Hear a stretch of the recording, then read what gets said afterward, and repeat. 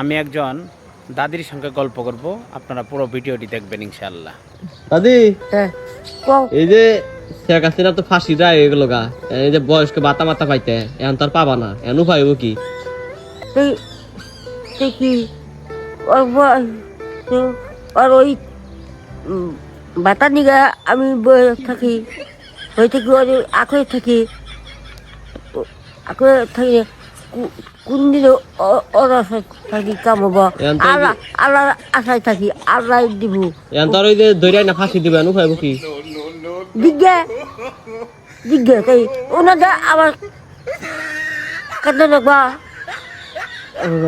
এখন যদি আর যদি বয়স্ক ভাতা যদি না পাও, আমার পুরানে কামাই কর না, আমরা ও বছর পাইলে আমি 3 বছর জীবনে ভাই নাই, তাই ওই নেই আমার কিছু কি আমার শাস্তি ওই এখন যদি আর দৈরা নিয়ে আহে, নিজ্ঞা নিজ্ঞা যে যেরম কাম করবো সেইরকম ফল পাবো।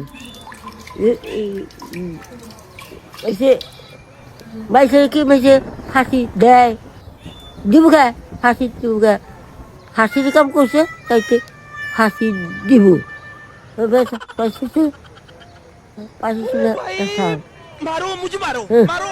ওই বাতার দিকে আমি আকলে নিছি। তাতে কি আর দৈরা না হবো? তাও না ওরা কেউ কেউ আনবো তা ওদের তাও